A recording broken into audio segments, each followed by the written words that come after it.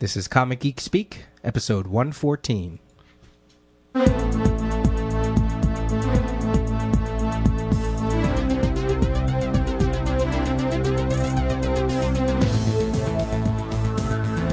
Welcome to Comic Geek Speak. I'm Brian Deemer. I'm Jamie D. I'm Peter Rios. Oh, Adolf Hitler? Al Capone? John Wilkes Booth? Hey, what are you doing here? I killed a hooker. She made a crack about me being faster than a speeding bullet, so I ripped her in half like a phone book.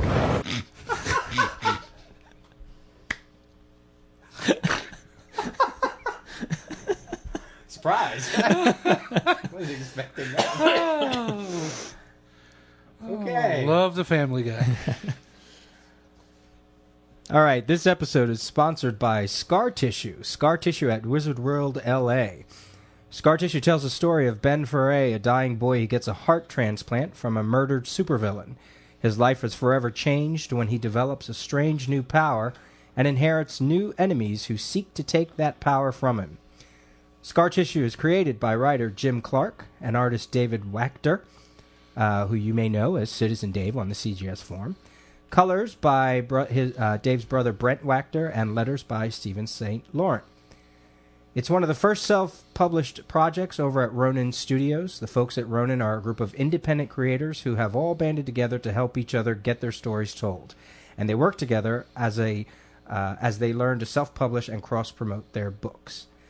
There are several hundred projects in the works at Ronin, some of which have been picked up by publisher. Lots of talented people there. Issue 3 of Scar Tissue will debut at Wizard World LA next weekend at the LA Convention Center. Stop by the Ronin Studios booth number 1117, to pick up a copy. There's also a beautiful color version, as well as an inexpensive grayscale version for the cheap folks. The first 2 issues will be available also at the booth, and the books go on sale on the website after the show, which is www.scartissue-comic.com. There will also be a raffle for original artwork, and be sure to say hi to Dave, who will be available for sketches. So that's Scar Tissue at Wizard World LA. And if you care to hear an interview with them, with Jim and Dave, you can listen to CGS episode 102, where we did a rather lengthy interview with them. Great bunch of guys. The book looks good. Kind of crosses, I would say, superhero mixed with, what would you say, like superhero mix, not real life, but sort of a little bit more grounded story. You know, the characters aren't like, you know, you're A little more reality-based. Yeah, something like that. Right. Cool. So check it out at Wizard World LA. Say hello to the guys for us, and get a sketch from Dave. He's been doing some commissions, and they're looking really good. On this form? Yeah. Oh, I haven't checked them out. I'll have to check them out. It's good stuff. All right. So moving on, with us on the phone, we have another forum goer, Brent Schoonover, and his cohort, Brandon Terrell. They're the artist and writer on Horrorwood. Welcome to the show, guys. Hey, how's it going? It's well. Awesome. I don't know. That's all I can say. A quick. It's actually Brandon Terrell. Oh, sorry. Oh, Terrell. I'm sorry. Yeah. I've gone by Terrell my entire life. Don't worry. Yeah. I was actually amazed you got Schoonover right and Miss Terrell, but usually it's Schoonover or something. But I actually had an ex-girlfriend last name was Schoonover. Oh. So I don't know if you have any relatives out here on the East Coast. I wasn't related to her, I swear. Okay. That bitch. Oh, my. So you guys are going to be out at Wizard World LA too, correct? We are. This is going to be our first trip out there. We're very excited to do it. So we're going to be at the Ape Comics booth. They're the publisher of Horrorwood, and I believe that booth number is 1015. So, yeah, it's going to be great. I'm looking forward to it. So how about a quick synopsis for those people who don't know about Horrorwood? All right. Horrorwood, it's a 4-issue mini-series. Takes place in Hollywood in the 1950s. And it's basically a murder mystery involving these 4 characters who all kind of have ties to to Hollywood to fame. One of them's a magician, one's a special effects artist, one of them is a stuntman, and one's a B-movie actress. And they kind of get caught up in this mystery involving a mysterious cult and a madman called the Father who has his own personal agenda against certain people. So that's basically it. And it looks good. It does. Yeah. It really does. I don't say that just because you're on the show.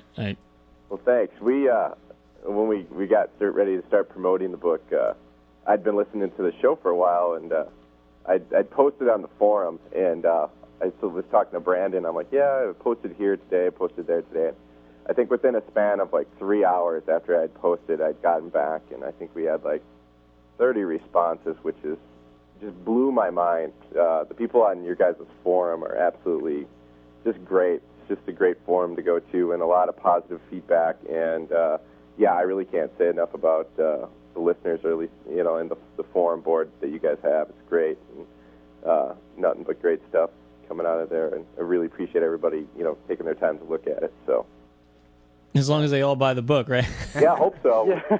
We got the initial numbers in today on ordering, and won't give numbers out, but it exceeded our expectations, which was really great. So, fantastic. Going into the convention next weekend, it's really something great to build off of. And so thank you guys, because you guys had a lot to do with that too. Yeah, the Indie Challenge was phenomenal, and I hope that helped out, and hope we continue to keep the momentum going. So, so we're really looking forward to, hopefully people will get a nice jump on checking the book out early, because the book doesn't come out until April 19th in stores, but we'll have copies at Wizard World Los Angeles next weekend. So hopefully we'll catch some people who haven't quite seen the book, or if they have ordered the book, they can meet us, and I'm doing sketches, and we'll have some other stuff going on too. So I know we've talked about anybody who comes to the booth who mentions Comic Geek Speak, we are going to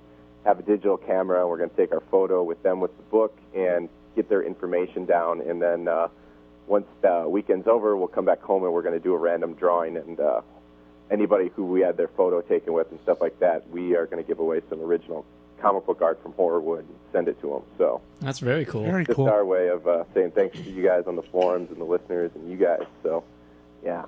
So hear that, everybody. Get out there and visit their booth. Yeah. Come say hello. Yes.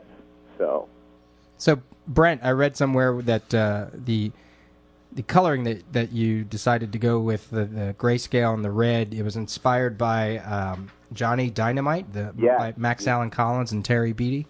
Yes, I picked that book up when I was probably like early teens, and that book changed my life, really. Like the way I know it's funny, but I was a little young, didn't know much about the pulps and just that different that whole genre and everything like that. And after that book, it was like, holy cow, this is incredible. And then that came out right around that time that Batman the Animated Series came out too, and I still, to this day, I look at both of those as like just a huge drawing influence on my style and comic books that I, flock to. And the coolest thing is I was originally from Illinois, and I moved up to Minnesota to go to art school up here. And eventually, Terry Beattie, the guy who drew that, he actually lives up here, and he actually teaches now at the school I went to. So every time I see him at the local conventions, I always hound him about how awesome Johnny Dynamite is. And he's like, you're that one fan of that book that I did that no one knows about. so yeah. But, it was a big influence on me. So, Brandon, we might as well start with our question, which we we forgot to mention. How did you start reading comics, Brandon? How did I start reading comics? Uh-huh. Wow, you know what? I went to my local gas station when I was probably 8 or 9, and I picked up. They had just a couple of choices there, and there was a Spider-Man comic, and I picked it up, and that was it. I pretty much have been collecting ever since. That's awesome. Do you remember what issue that was, or? It was actually. I'm going to kind of date myself here now. That's was. I think issue 9 of Perceptions. It was the Todd McFarlane run with Spidey and Wolverine and Wendigo. Okay. So Yeah. Oh, then you're young. I am young. I know. I was dating myself the other way. Brandon, it's Brandon's birthday today. He turned 28. Oh, wow. Happy birthday. Wait, when's the show going to air? On Wednesday, because it was my birthday Tuesday. Then. It'll air on Thursday, yeah. Yeah, so it'll be 2 days past. It's actually our birthday, too. CGS. Really? Oh, yeah. Oh, congratulations. Yeah, very close. Yeah. Cool. And what about Brent? What about you? Oh, mine's a little different. When I was really young, probably first or second grade, my parents decided to take me on a family road trip to a wonderful place called Waldrug, South Dakota.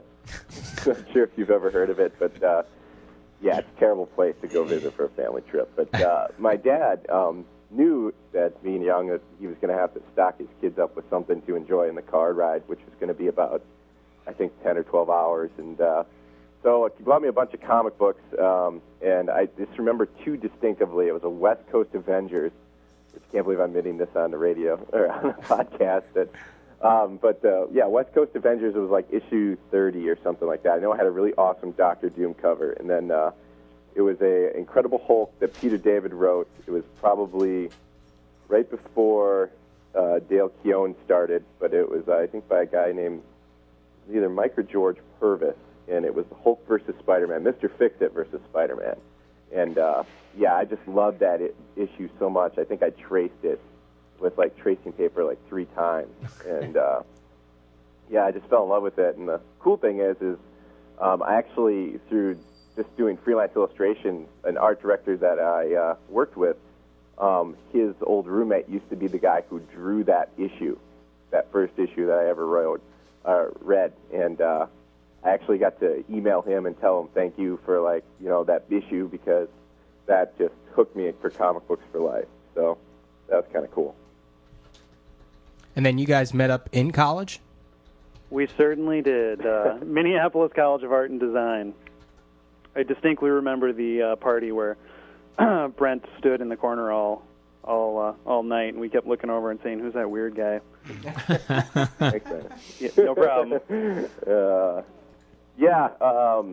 Kind of just, you know, it's a small school. It's a great school. It's a couple hundred students, and I think you kind of flock to people that you identify with pretty quickly. And Brandon and his group of friends, who were a year or so ahead of me, kind of established themselves as some film buffs, and I too was a pretty big film buff, and horror movies and stuff like that. We kind of hit it off, and started having a lot of movie nights and stuff like that, and just kind of stemmed from there. I eventually was the punching bag. The punching bag for the MCAT. Oh, it film. was great. It was the film department.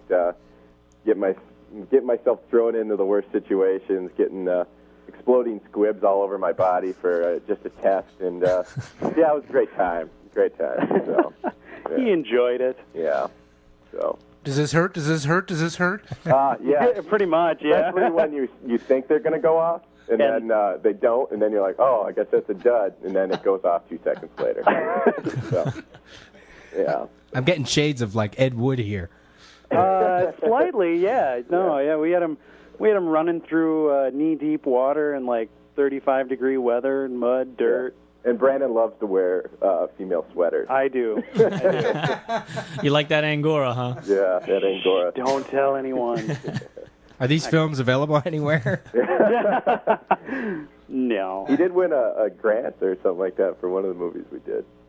Oh, yeah, I did. That I had to dress like a lady, which just... It was part Living in Oblivion, part Weekend at Bernie's, I guess. So... We'll send you a copy. No, I think Brandon graduated a couple years ahead of me, and then school was finishing up for me in about 2002, and he just kind of was like, hey, man, you're finishing up, like, we should start working on a comic book together. And I had taken, MCAT actually has comic book courses there, and we have some really good faculty. Peter Gross, who draws Lucifer, was one of my teachers, great guy. And then Barb Schultz, who was actually the inker on Micronauts for Devil's Due for a long time there. She was a really big influence on me, too. And then Ryan Kelly, who was a student at the same time I was there, but then it became staff right away. He's now doing Local, which is a Brian Wood book, which is awesome just book. an amazing book. So yeah, we were really surrounded by some good people, and yeah, I was just I really got into the comic book department quite a bit, and then when I was done, I knew I wanted to keep up with it, but I wasn't quite sure. Much like every kid who graduates art school, your future's kind of a little uncertain there, so it was kind of a little bit of soul searching there. But yeah, we started right after I got out of school, and it took a long time to get the first issue kind of done, and we just started going to conventions with CDs and the book itself, just trying to see if anybody was interested, and kind of took it from there. But unfortunately, didn't get too much feedback. Got a lot of great suggestions from people like Neil Vokes and Steve Leiber and Gene Ha. A lot of guys like that kind of looked at it, gave us some suggestions on changing. So the first issue was in flux there for, I'd say, like a year or so. Yeah. Oh, and Eric Larson said no. Yeah. That was great. It's just to be turned down by him was, yeah. Quite the experience. But, yeah, and then I made it out to my first San Diego Comic-Con last summer. I had done some work with Viper Comics, a series they have called Dead at 17. I did a short story for one of their compilation books, and wanted to go out there, just make some contacts, see if I could get some more work. Brought the first issue of Horrorwood with me, and while I was out there, I showed it to the Ape Comics guys, and a guy named Brent Irwin, who works for them, really, really thought it was something different he hadn't seen before. Really liked it. And then another guy named David Hedgecock, who works for them, kind of grilled me with some questions about why this book's so great and why it should be published. And I tell Brandon, like, man, I don't even know what I told him, but and about a couple minutes later, they gave us a deal to get published. And the minute it was done, I called him up and I was like, "You'll never believe this, but I just sold Horrorwood." And he was working on a commercial shoot, I think. He does production work at the time, and he was just like, "What?" So, and he couldn't really talk long, but yeah, it was not a bad first year at San Diego. I know that. So it's amazing what can happen there. Yeah. So. But, yeah, and we've been working out here. We're just pretty much wrapped up with issue 3. Going to work on the last issue here, and that's where we're at right now. So now we're just kind of trying to get the word out about it and stuff like that. And, yeah, so. That's great. Yeah. So do you have anything planned beyond Horrorwood? Any other projects you want to work on or anything like that? Or is it just a matter of trying to use this as a springboard for your career and other things, other parts of comics, or I should say? Yeah, I think, well, first off, we'd like to do more Horrorwood. Definitely. I think that's, it's our characters and stories, and we've got a whole bunch of stories to tell, so depending on how the book does, that'd be right up our alley. We'd love to do more of that. Aside from that, I mean, it's just one of those things, try to do more create-our-own projects and get our names out there and see what happens. Definitely. We do our own web comics right now. We've got a website called coldcasecomics.com. You can go to that, and they're kind of pulp-inspired stories. Brandon does one, and I do one called The Phantom Shadow, and it's written by a guy named Martin Powell, who has written a lot of Sherlock Holmes stories for Moonstone. And he's currently in the Kolchak the Night Stalker a prose book. The anthology. It just came out that is up for a Bram Stoker Award, which is great. So he's kind of getting a lot more work from that. And, then I'll let Brandon tell. And, I write a strip called The Furthering Affairs of Huntington P. Woolrich, which is like a 1930s detective kind of story. That it kind of looks like a 1930s comic strip, and it's illustrated by a really cool guy that I met online who lives in England named David Golding. So his style kind of fit the story, and it's really, a fun thing to do. Yeah, so we update those about as often as we can. So it's a very, in its early stages right now, but there's another strip by a friend of ours named Keith Hurley on there. The name escapes me. Syntax Terror. It's Yeah. like a 1950s robot invasion kind of story. Yeah. So pretty much that's our comic book work to speak so far. But yeah, we'd love to do more Horrorwood, and then just kind of, Brandon's got a ton of projects I know he's got in his brain, and I've got a few too. But like, we definitely want to see what the fan reaction is with if they want to see more, we'd love to give it to them. So yeah. Brandon, why this love, and this can go for both of you actually, but why this love for the 50s horror? What about it appealed to you in college and connected you with Brent and all that? It's hard to say. I like I like the atmosphere of Hollywood and like in the 1950s, that whole science fiction, the whole vibe with the Red Scare and McCarthyism, and it's just like that era and that time period. There was so much going on and so much change happening that it just really sticks out. And those horror movies and sort of the science fiction movies are just the ones that really affected me the most. I love Alfred Hitchcock, huge Alfred Hitchcock fan. More of the suspense than the outright gore kind of horror, which, Horrorwood, there is some blood in it, but it's more of like the classic horror, the House on Haunted Hill, Vincent Price kind of style. Yeah, we didn't think Suspensewood would be a very good title, so we went with Horrorwood. But no, I think Brandon summed up. To me, it was always, when I was younger, we used to, back home, there used to be late night, midnight movies on like Saturday nights when you were too young to go out.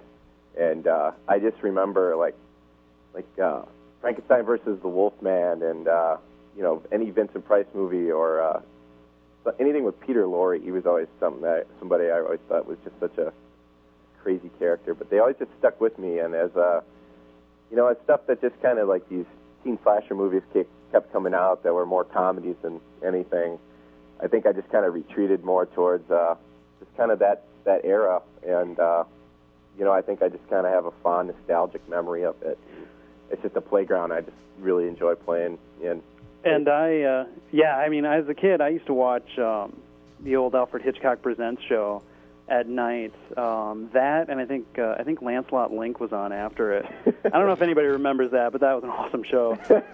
So I used to sit, I would watch that every night. Would be an old Alfred Hitchcock Presents, and just that image of him and his shadow stepping into his outline. I mean, it's really cool. I don't know what to say. Yeah. Trying to find him in the episode somewhere too. Yeah, exactly. Yeah. Do you think some of the sci-fi of that time, the reason it has such a charm is because it's not so grounded in real facts and physics? It's just what it is. It's just sometimes just crazy. It is, yeah. My favorite sci-fi movies are Invasion of the Body Snatchers and The Day the Earth Stood Still. Those two just stand out, and it's like, it's nothing that's grounded in reality. It's just it's that time period, nobody really knew what was going on. So everybody hypothesized and created metaphors, and that's how science fiction was born. Well, it's the exact opposite of what goes on today in a science fiction story, where they spend so much time trying to prove to the viewer or the reader that, this could be possible with all this technical jargon, where, in the end, if you go back and read the first issue of the Fantastic Four, I think it's by, second or third page, they're up in space, and they've got they're hit by rays, and, they're changing, and, it's just you just go for the ride. You don't have to sit there and... It isn't about the story now. It's about how they can make the story. Yeah. Right. So yeah, I think it's kind of just going back to that, because, it's just not... What we're seeing today is just not as inspiring, so... Yeah, there's no Klaatu Barada Nikto. Exactly. Yeah. Wait for issue 2. They're just looking at me like I'm crazy. I know what you're talking about. The Day there stood the guy that I know what you're talking about. Okay, good. Very good. I'm proud of you. I had no idea. I got it. So, who wants to talk? Just give a quick shout out about what Ape Entertainment is about. How's that run? Ape, I'm telling you, these guys are great. Ape Comics is just a small independent comic book publisher, and there's a couple guys, Brent Irwin, who is based out of New Jersey, and he is kind of like the managing editor, I guess you would say. And then there's David Hedgecock, who is the director of finances. These are the two guys. And just meeting them out in San Diego for the first time, they're just looking for people a lot like us who just are trying to find a place that can get as excited about a project as the creators themselves. And so far, I haven't worked with anybody who has just been, who has kind of embraced the project like we've embraced Horrorwood. And I mean, we're just every day we talk to them on the phone or email, and just to make sure everything's on track. And I would just say if anybody who is interested in trying to get their comic book published, to just check them out. And all I can say is that they, if they like what they see and they think it's right up their alley, you won't be disappointed, because your project will become their project, and your loves will become their loves. And that's pretty much all I can say, is that they've really embraced us and our book, and they've promoted it the best they can and everything. So, yeah. Sounds good. You mentioned something I saw on the website. There's a pinup contest, and you also mentioned on the forum. That's where you mentioned it. Oh, okay. Is that still going on? It is, yeah, it is. In fact, I think we're pushing back until issue 4 to have the pinup in there. But basically, if you go to Ape Comics or ape-entertainment.com, they'll have sort of a link to it.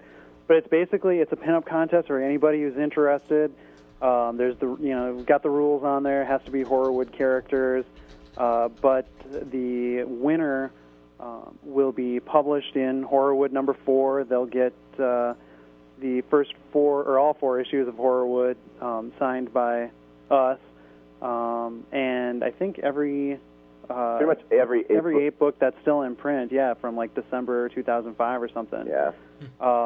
So they'll win those. They'll get an original sketch of their favorite Horrorwood character from Brent. He'll do that. Brandon will do one too. It's not going to be as pretty, but I'll do one. Yep. I think three runners-up will also get Horrorwood number 1 signed by us. So it's really cool. And anybody who wants their art published, man, check it out. Yeah, that's our big thing. Is that like this is our?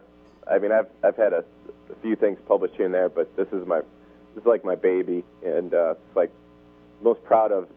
I'm so proud of it, and we just want to give the chance for any creator or artist who has been published or just trying to break into business. I know it's just a pinup, but getting published is a great feeling no matter what. So, we'd just love to give somebody a shot, and, so that's why we did the contest. Loopy Dave, here's your chance. Oh, my God. Sure, good stuff. His new website, or your guys' new website stuff, just fantastic. Holy cow. Did you see that Bomb Queen, that the pinup that he did, that they're actually going to publish that in an upcoming issue because it was awesome? No, I haven't seen that. I haven't seen it. I was checking out your guys' website, and then I bookmarked his site because I loved it so much, but I haven't seen that yet. He posted it on the forum somewhere. Just do a search for Bomb Queen, and you'll find the thread. I'm sure it's cool. Gorgeous. Yeah, check that out.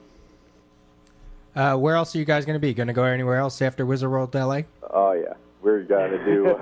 Well, we've got the MicroCon up here, which is in April. It's a small local one-day show, but it's really great. It's run by the Minnesota Comic Book Association, and then we'll be at the ICON, which is the Iowa Comic Con. It's another one-day event that is in June. Yep. I wish I had the dates for those, but we'll post. They are going to be posted on our website as soon as they get closer. And then Wizard World Chicago, and then Wizard World Texas. I know I'm going to make it down there. I think Brandon like to go, yeah. Like to go. So, yeah, we'll be all over. I'd love to get on the East Coast and do a convention. I was going to say, what are you, afraid of the East Coast? What's going on? No, it's called lack of funds. Okay. A little bit, yeah. Yeah, so... Was it faster to get to... We heard how that New York convention went. That's right. Is it easier to get to Texas than it is to PA from where you are? Actually, well... The funny thing, I have family down in Texas, which eliminates the whole hotel stay and everything like that, which is a big deciding factor. And so, well, we'll see you out in Chicago then. Yeah, certainly. We buy you guys a drink or something for putting us on this. But we're looking forward to it. So, I've been going to the Chicago Comic Con, I think, since I was like 15, and then it turned to the Wizard World Chicago. So Yeah, and we've been going to that, gosh, since I think we met. I think 5 or 6 years, a group of like 6 or 7 guys. All of our friends go down for the weekend. Been cramming way too many people in a tiny car and driving from Minnesota to Chicago for a long time for that thing. So, you know, if we started a list of all the people that are going to buy us a drink in Chicago, we're going to be drunk. We're going to be so drunk by the end of that weekend. Point, isn't it? We have a great crowd. Just embrace it, Peter.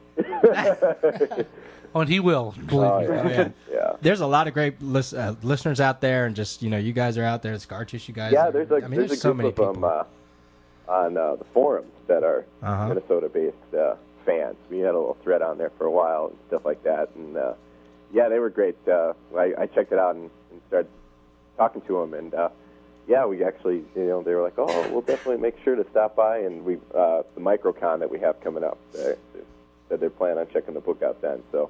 Yeah, it's just been nothing but good things. Anytime you go on the forums, just to, you know, try to spread the word on the book, man. I've just been absolutely amazed by it. So we appreciate it again. It's good stuff. Yeah.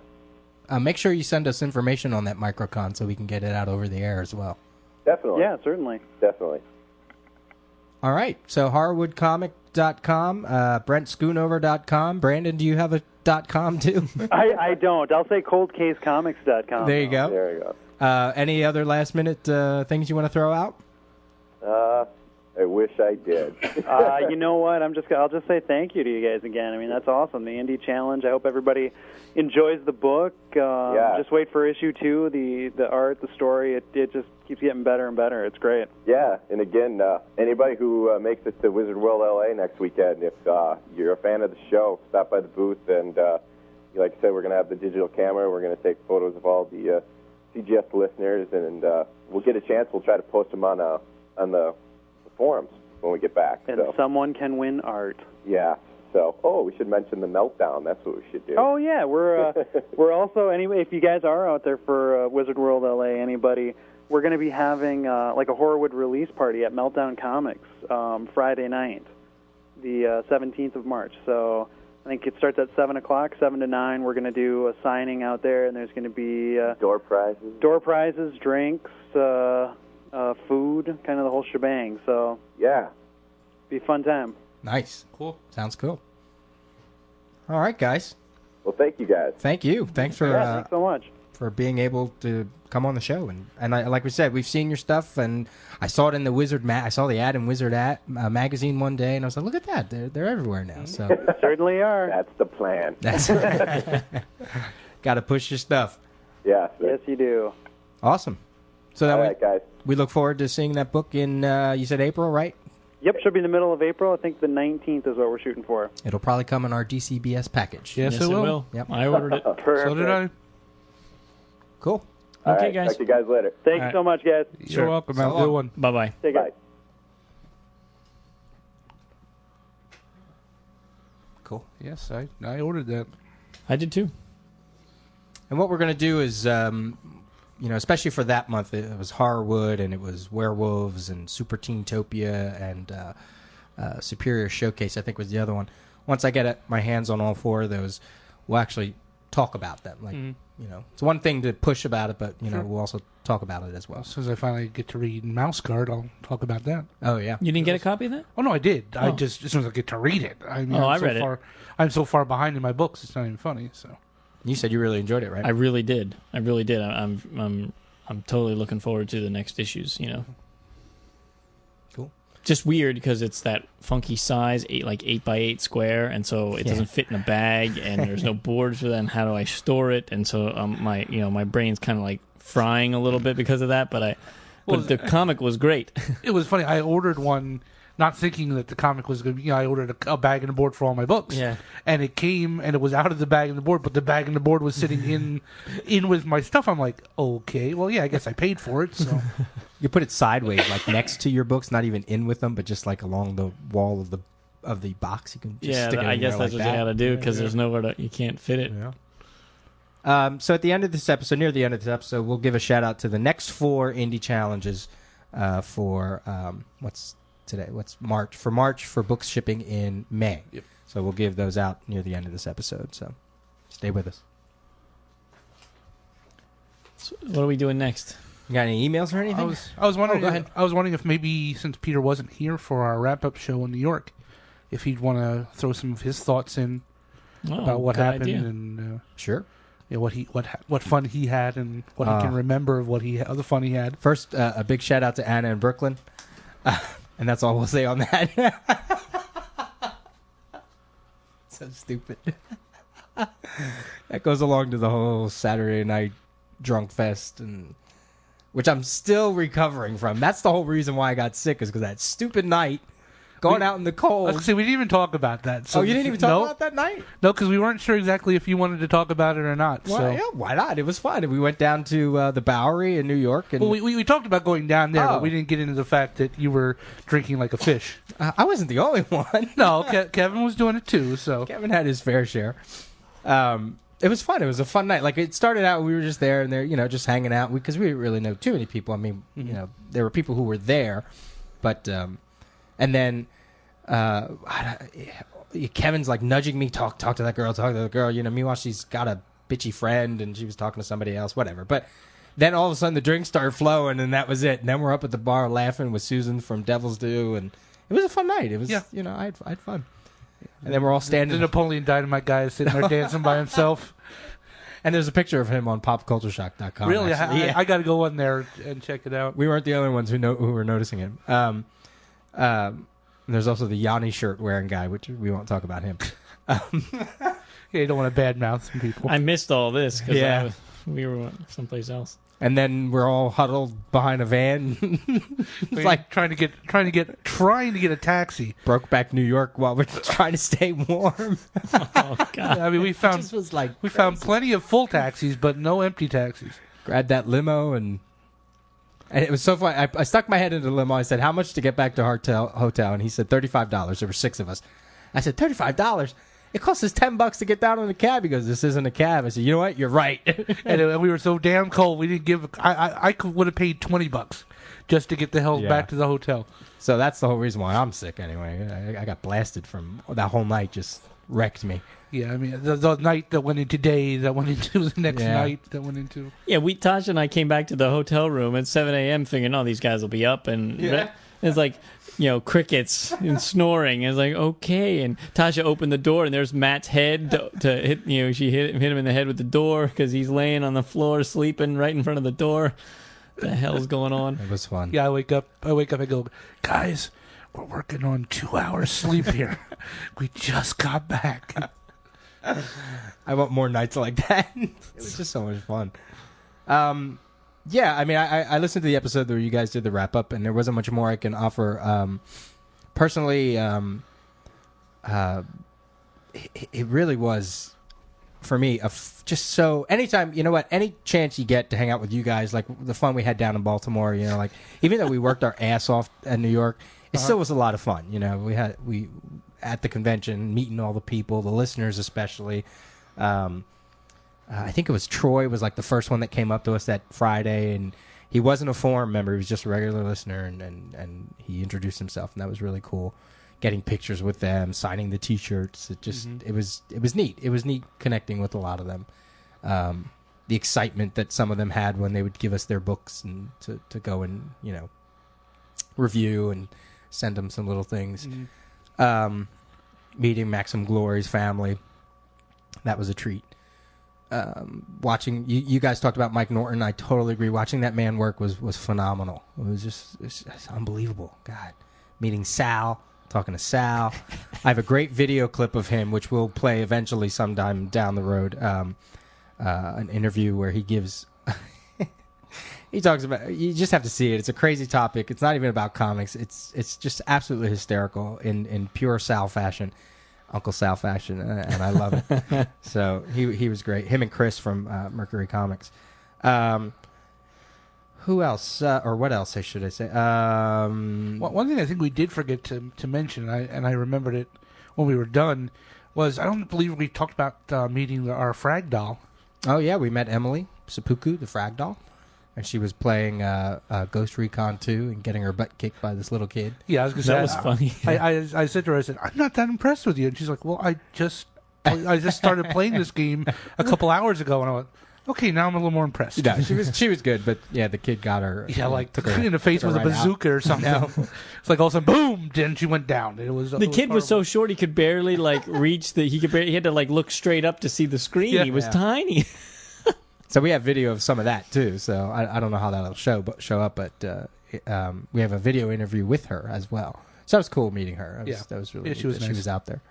The Crazy Comics guys, they were great. Went to the indie after party with them for a little bit. We met the Idiot Genius Comics guys. We did a video interview with them. We met John from Word Balloon. That was kind of cool. The Word Balloon podcast. Meeting him, talking shop. He's a big fan of the show, so it was neat meeting him. I met Jose Luis Garcia Lopez, and he's not a man of many words because he doesn't speak much English, and I don't speak much Spanish. That's when you needed tu abuela. Yeah, really. Could you imagine my grandma going through that crap? She'd beat them with a purse or something. I would pay to see that, actually. Beyond that, though, I mean, the show is just fun. I am just so excited about. I know there were all the problems. We don't need to get into that. There were people stuck out of the show. I was stuck in the show. That's basically how I see it. I couldn't go to any panel that I wanted to go to, which we whine, but whatever. Can't wait till next year. I hope it gets bigger and better. God, and it's right in our backyard, and it has the potential to just keep going and going and going. It's almost like they need to build a bigger convention center just for the show. Mm-hmm.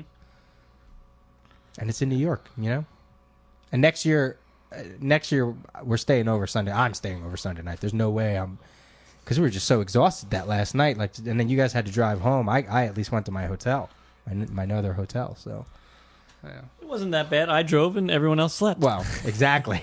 I tried to stay awake most of the way. You did very well. You took a short nap, for maybe 20 minutes, a half an hour, and then you were awake the rest of the time. Yeah, I but tried Kevin to and still. Tasha slept the entire time, and Kevin slept about 60-70% of the time. So Yeah. Yeah, we were talking, and all of a sudden it got real quiet in the back. And Yeah. I was like, okay, well, maybe I ought to stay up and try to, so we don't go off the road or something. But Tasha did pass on a really good convention tip, though, especially if you go for 3 days or 4 days. Bring an extra pair of shoes. Bring 2 shoes. You shouldn't wear the same shoes back to back, because by the third day, my shoes, I was feeling that they were no longer supporting me. They were getting warped. Your I feet guess just get used to the Right. same kind of shoe and the right. constant compression of the soles or whatever. Yeah, because and I felt it by the third day. I was like, "What the hell?" It's like I'm wearing flip flops, So that's a new convention to put on my convention checklist. Another pair of shoes, sneakers, or something. Because I always have sneakers.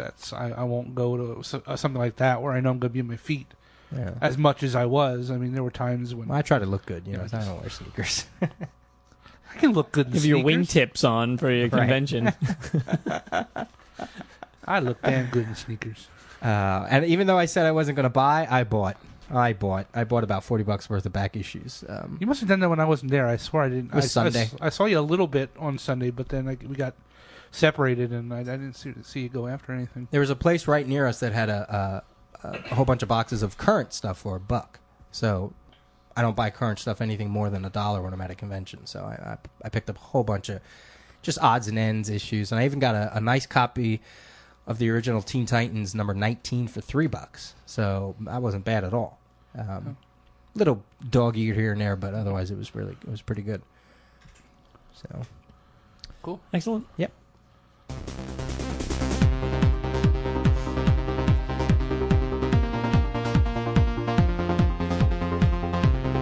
Peter, this time it's a very, very special Stump the Rios. Our good friend in Canada, Jeffrey Stevens, sent me a whole package of all his original art pages that he did for drawings on the forum and stuff. Oh, yeah. Uh-huh. And he also included some pages. It's our first ever Stump the Rios comic. So, Oh, my God. page 1 is got a nice Stump the Rios logo. And then there's me, and there's a picture of Peter in some sort of transport machine. And I'm saying, on today's Stump the Rios, we will be sending Peter to different comic universes to answer 3 questions. This also gives us the chance to test out our homemade transporter. And I have a big button in my hand, and I'm pressing it. And then I send Peter off to question number 1. Marvel. Oh my God. There's a Banff in the corner, and then there's a picture of Peter surrounded by Kirby dots. He says, "Stupid dots, I'll be picking these things out of my hair for days." And there's next panel, Captain America says, "Mr. Rios, I have a question for you." And then Peter's holding a Kirby dot, and he says, "Hey, I might be able to sell these things on eBay." Then the next panel, Peter's holding a Kirby dot up to Captain America, who does not look very pleased. He says, "Oh my God, Captain America, would you sign my Kirby dot?" On to the question, Cap asks, "What is the name of the man who created the secret serum in The Origin of Captain America, number 109, January 1969? Wait, what's that? What is the name of the man who created the secret serum? 109. Secret soldier serum. Erskine? Erskine? Professor Erskine? That is incorrect. Ooh. Professor Reinstein, the world's greatest physicist. Okay. Question number 2, DC. Peter gets warped next to Power Girl. He says, "I'm king of the world," because she's holding him up. Then the next panel, Power Girl says, "I was told you'd be dropping in." And she goes, "Sniff, sniff. Do you smell something?" And there's a picture of Peter spraying himself with his bat cologne. And then in the next panel, Peter's holding flowers, and you can't see Power Girl's head, and there's a word balloon that says, "I'm up here, Mr. Rios." It's kind of like shades of what happened in New York. And she asked the question, according to the book Mythology, the DC Comics art of Alex Ross, what was the name of the prose novel that Alex Ross did his first DC commission for in 1993? Ooh. Prose novel. 1993. Ooh, yikes. Sandman. Superman, Doomsday and Beyond. Oh boy. Wow. Final question. Dark Horse. It's there's some sort of monster or something coming into. Oh, it's probably. I guess that's Hellboy. Is that Hellboy Yeah. up there? Mm-hmm. I'm looking at this one up here. Oh, up there. It says, "I hope Mike Mignola does not see this as a character walking into a cemetery." And then there's Peter standing in front of a grave, and it says, "Rest in peace, Freddie Mercury." Another one bites the dust. And then there's the zombie Freddie Mercury leaping out from behind it. And then Peter's running. He says, "Arg! This gay dead bastard is going to eat me." and then the zombie is yelling, "Tap shoes."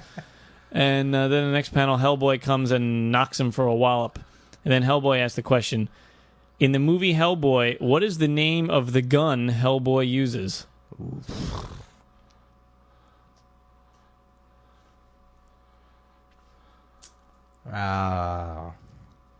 Blumberbus. The Samaritan. Oh, okay. You have been stumped. Yeah, I have. Peter. And in the classiest Stump the Rios we've had so far, this is amazing. I'll have to scan these pages in. Yeah. Well, since the video Stump the Rios, so. Well, yeah, but you know. But this is a lot of work. Yeah, I mean it's gorgeous, and it's good to see he can do a sequential story too, because we've only seen him do pinups so far. So this was really cool, and it's funny, and I mean I really like this this Power Girl. This one here breaks the mold from what we're used to seeing on the forum, and it actually looks very comic-y. Like I could see that in a comic. It's also very subtle from what he's used to, you know, sometimes what you see, like, hello doggies. You know, it's the line work. Its line work is smoother, and it's a well-crafted character. I really like that. That's cool. Yeah. So thank you so much, Jeffrey. It's excellent work. Jeffrey Steven, everyone. He's got a lot of artwork on the forum in the fan art challenge. So check it Some out. stuff in the gallery then too, doesn't he? Yes, he does have some things in the gallery, which I really need. That needs to be updated more often. He did the Infinite Geeks one, right? Yes. Yes. Okay. He also did the Mike Norton, or the Gravity versus Mike Norton versus Sir Isaac Newton, which is a great. We have that page in the other room now. That's cool. So, see, it's worth getting stumped when it's something like that. Oh my gosh, yeah, it's brilliant. Yeah, it's really, really good stuff. So we'll be in touch, Jeff. Kudos. And then the little page I had the answers on, he actually did a little quick Batman sketch on it too. So wow, he's got great stuff. Yeah, he's very talented. Very talented. Should we try calling someone? Sure. We haven't done that for a little while. So let me see if I can't find someone here. Come on, Gmail. You can do it. There we go.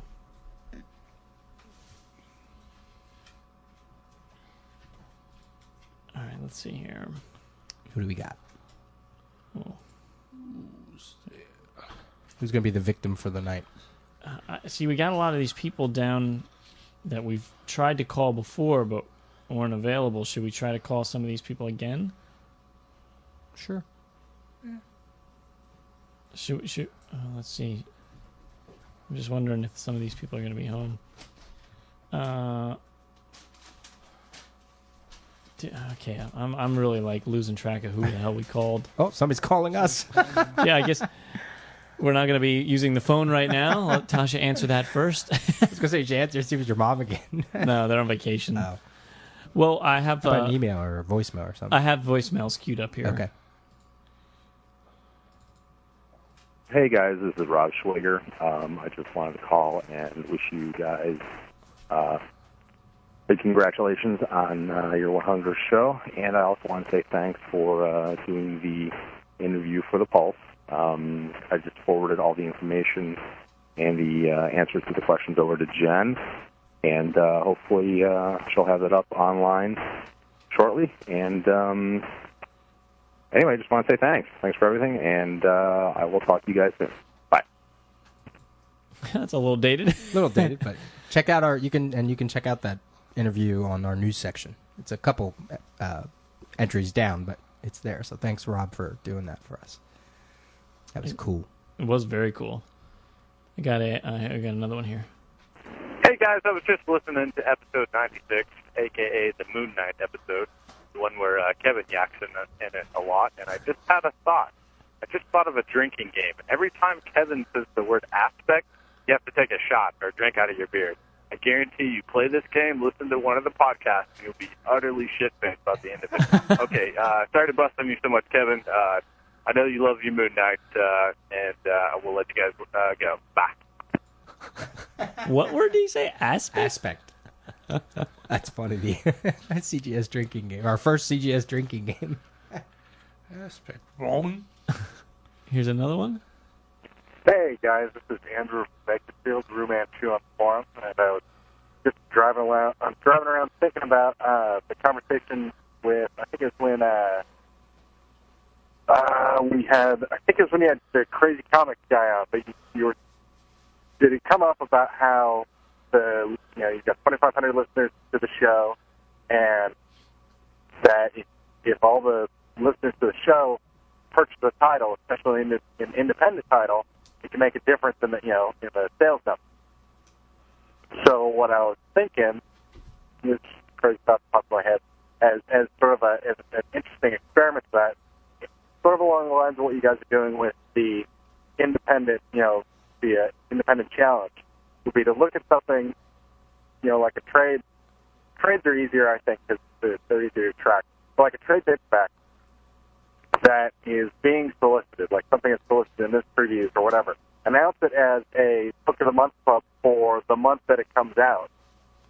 So, as an example, say that in this previews, which I haven't got through yet, there's a solicitation for, like the Fallen Angel trade paperback or whatever.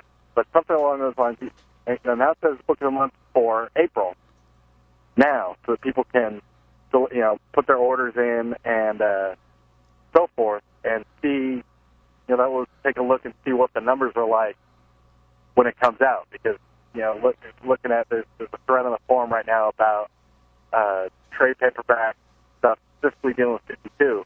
And in doing the stuff that I noticed that some of the, especially near the bottom of the top 100 trades for any given month, it's like 1,500 copies. So if you look at something that, like, or with Top Shelf with Owly, number 3 specifically, that was like 1,600 copies. If Owly number 4 is listed, you say, okay, in April, our book of the month is going to be Owly number 4. Then you can look at it, and if Owly number 4 comes out and sells 4,000 copies, then that's a direct, you could say, okay, that's probably a direct effect of, Comic Geek. But anyways, I thought it'd be a cool experiment to find, along the lines of the independent challenge, and see if, see some sort of numbers, or to choose a book, like Soul Searchers, that has got a track record of a certain number of sales, and see how that gets bumped by your readership. So just an interesting experiment I was thinking about. So anyways, keep it up. Show 100 was awesome, and thanks for all the shows you guys put out and all the quality work. So I'll keep listening. Bye. Thanks for the vote of confidence, but 4,000. I don't think that's going to happen. I mean, we have In Stock Trades, which does their weekly, top 5, and pretty much it's like, what are we going on? Like 90% of the times, whatever we pick is number 1. So, but that's like an obvious mark. Mouse Guard number 1 sold out. I mean, I'm not going to say that's because of us, but it did sell out. I don't know how many copies they printed of number 1. And the Horrorwood guys just mentioned that the first numbers blew their expectations. And again, I'm not saying it's because of us. And Althena, why did I say Althena? Athena Voltaire, they said they sold well above their expectations too. So I mean, it's like I said, we have no way to track it. I'm just hoping that, especially with these indie challenges, that people are following through. If they really enjoy it, I'm hoping they add it to their pool list. Right. And just getting people in comics in general, that's the sole reason why I want people to fill out or pre-order or put on your pull list or whatever. So that not so that we can push numbers, but so that everybody's reading comics, because that's what we want. We want everybody to read comics. Yeah. We want comics to survive, or else we're out of a job. Yeah. It'll be the history show about comics. Yesteryear in comics. I have a funny story about New York. Ru Manchu, at one point, I think it's Ru Manchu, had as a form avatar, Magneto was right. This little Magneto head, and it said Magneto was right. So this guy at New York Comic Con had one of those Magneto was right T-shirts. So I don't know why, I said, "Oh, hey, are you Ru Manchu?" And the thing is like, no. It's just like, oh shit. Anyway, go away from me, you weird man. He said his friend developed the thing, or he got it, or developed the shirt, or whatever. I don't know. And then he walked away. I was like, oops. Sucker. Don't make eye contact. All right, we'll try the call me. We're going to try Wayne Cordova. He's Geek Pastor. Geek Pastor, yep. Okay. Wayne Cordova.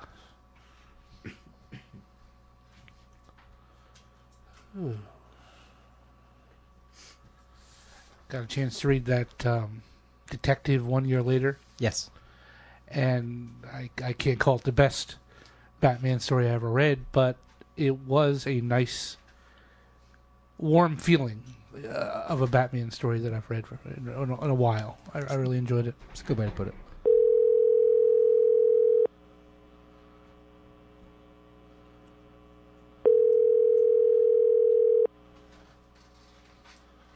Maybe he's recording his own podcast right now. Hi, you've reached Wayne Cordova. Sorry I can't take your call right now. Just please leave a message at the end of the beep, and I'll get back to you just as soon as I can. Thanks for calling. Have a great day. When you have finished recording, you may hang up or press pound for more options. I love doing that. Wayne. You even gave us your cell phone, which, it should always be on, should be clipped to your belt or whatever, Wonder if any 4-letter words are going to come flying out of his mouth. Oh, jeez. Darn. Not from the pastor. Well, that's what I'm saying. Gosh darn. All right, Wayne. Well, we'll try again another time. Bye-bye. instead, maybe in the future recording sessions, we'll just post on the forum. We're recording tonight. Mm-hmm. Stay by your phones, just in case. I don't know, just so they answer, so they know that we're at least recording. Yeah. So because we have that whole unrestricted number that comes up. Anybody else? Yeah, we got Nick. I don't know, Nick. We're going to call Nick. Okay. Yo, Nick. How you doing? A name like that, you gotta talk like that. The other thing about that detective, too, is that he's not, like, all of a sudden a whole new, different Batman. No, it's the same Batman. Right. Just looks like everybody wants him there. Well, hello, Nick. Yeah. Hey, Nick, this is Brian Deemer and Comic Geek Speak. How are you? Hey, what's up, man? Just ordering comics right now. Oh, yeah? Oh, yeah? Yeah, ordering DCBS right now. What's that? Just ordering on discount comic books right now. Are you at work? Are you at home? Where are you at? I'm at home, yep. Cool. And where's home? Sterling, Illinois. Cool. So it's about 2 hours away from Chicago. In the middle of nowhere. Anything looking good while you're ordering? Actually, I'm just adding a couple of things that I forgot. I ordered the first time right when it came out last week or whatever, but I realized I just listened to your guys' show. A couple of things I realized I missed, that Walking Dead trade. Oh, okay. So I threw that on there. And so the preview episode works then, huh? Yeah, sometimes I miss that stuff, I try to go through there best I can, but sometimes I miss some of that. That's what we like to hear, our show costing our viewers more money. Oh, yeah. What do you do? Oop. Sorry, go ahead. What do you do? What's that? What do you do? Do you work? Do you go to school? Oh, yeah, I work. I work. I work at a Walmart distribution center. Oh, okay. So, yeah, I went to school, but didn't get me anywhere. I have an illustration degree, but wanted to do comics, kind of lazy, though. Play too much video games, much Xbox. Yeah. Well, you should draw some pictures and put them on the forum. Have you posted any pictures on the forum? I sent you guys one, I sent you a Hawkman. I don't know. I'm Impaler on the forum. Impaler, okay. I haven't posted too much. Kind of a shy guy. I mostly just read. What are your favorite reads these days? Oh, no, definitely Infinite Crisis.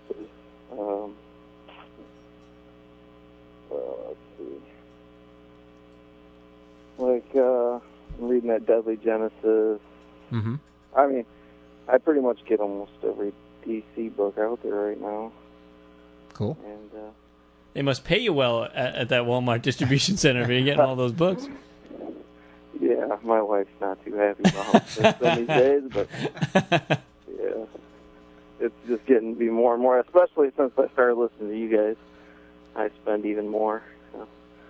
Did you tell her that DCBS recently just discounted their books even further? Actually, this last one was because of you guys, of course. This was my first time ordering through them.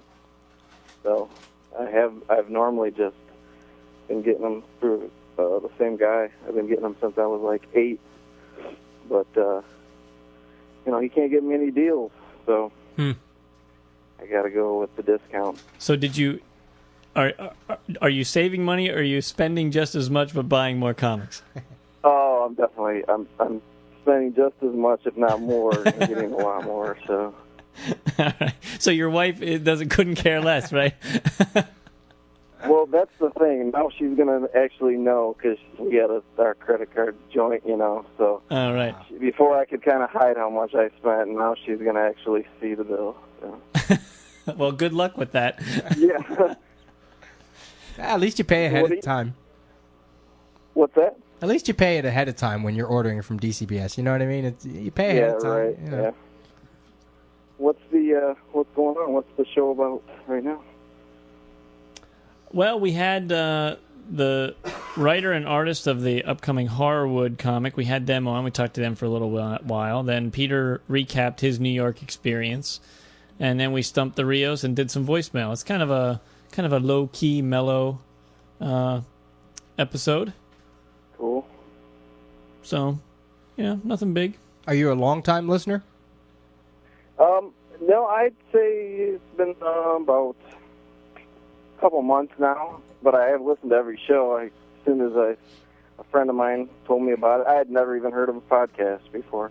I mean, I'd heard of them, but I've never listened to one. Right. A friend of mine told me I got to listen to this. I was hooked. Went back and I've listened to every one of them. So, because I got a long commute for my work. I was getting in like 3 shows a day for a while there. Wow. Oh, my goodness. Now I'm all caught up, though, so I'm only, How long is that commute? It's about an hour and 15 minutes. Jeez. So. That's a hike. They use those RFID tags in all those boxes at that distribution center? What's that? Are they using the RFID stuff at that distribution center?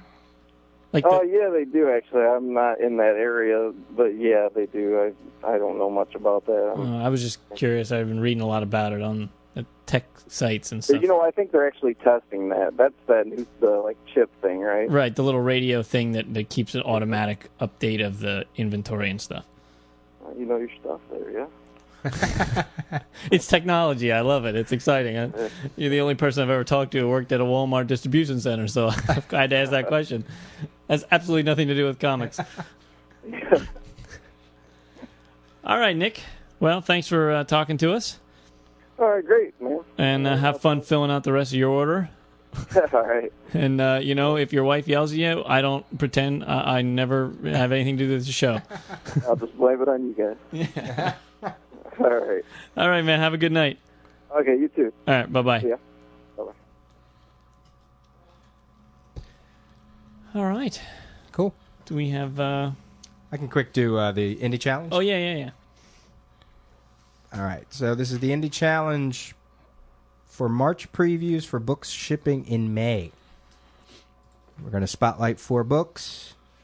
And it's your job to pick them up and follow through if you like them. If you don't like them, don't follow through. If you like them, follow through.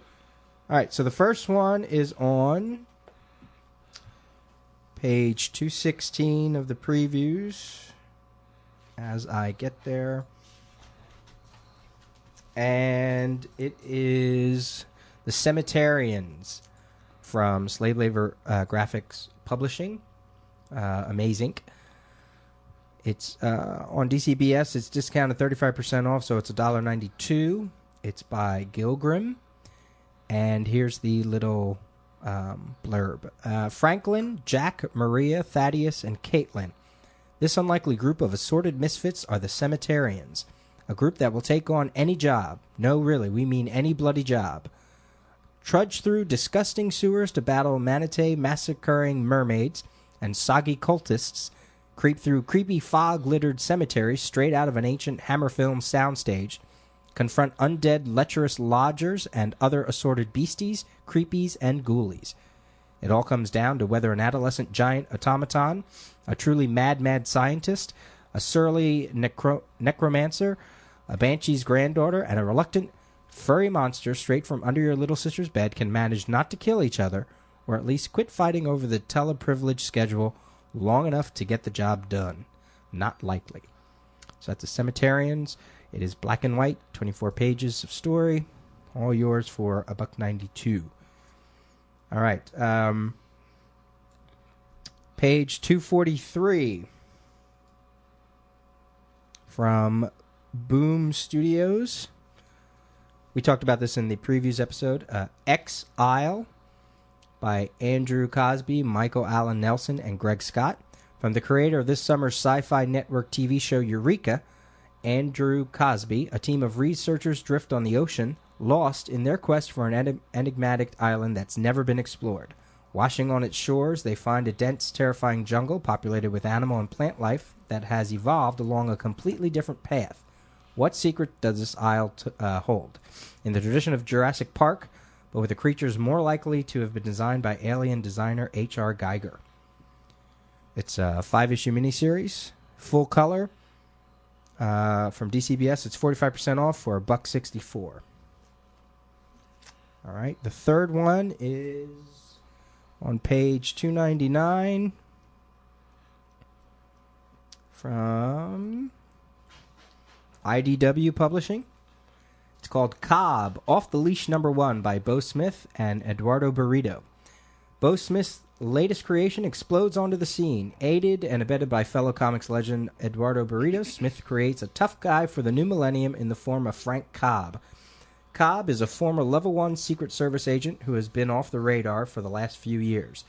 When his aimless actions land him in jail, one of his former government contacts decide that it's time Cobb's special talents were put to a more productive use. In part 1 of this debut story, Off the Leash, Cobb's protective skills will be needed to save a very important witness from a sadistic Russian mafia leader with connections to a terrorist cell. Black and white, $3.99, and this is your for DCBS 50% off for $1.99 from IDW. You can't go wrong with that one as far as I'm concerned.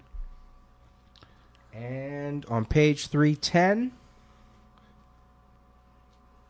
we have Threshold #1 by Bury, Goldman, and Wasik. And the solicitor is Marvel, DC, and Wildstorm veteran Sean Bury now takes on this 5-issue series. Imagine Joseph Campbell's hero cycle, but peppered with both comic relief and everyman situations. Enter a world of demons, goddesses, and mystical gurus when grad student Joey King receives a mysterious journal, a magical staff, and an amulet that is as ancient as it is strange. Joey has little time to ponder these items as Krill Shadow Wraiths begin to attack. Full color, 1 of 5, $3.99 cover price. DCBS, it's 45% off for $2.19. So those are your Indie Challenge picks for this month. Check them out. Put them on your previews list for those of you who are still waiting to do your previews for this month. And we'll be bringing you some more information later about some of those interviews and things like that. Cool.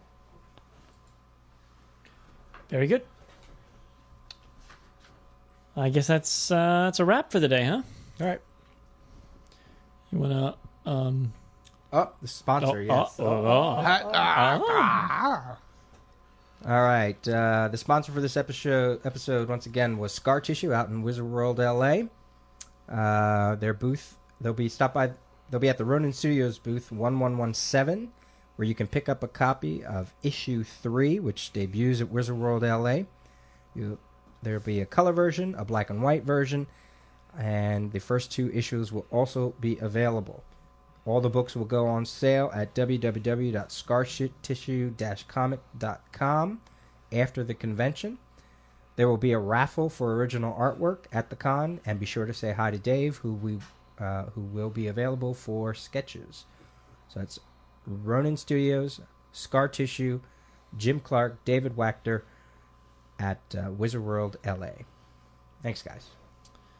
And a big thanks to Brent and Brandon for joining us and telling us all about Horrorwood. If you'd like to send us an email, you can do so comicgeekspeak@gmail.com, and check out our website at comicgeekspeak.com. Big thanks to the guys at upallnightgaming.com for hosting the website. And we encourage you to please vote for us at Podcast Alley. It's comicgeekspeak.com/vote.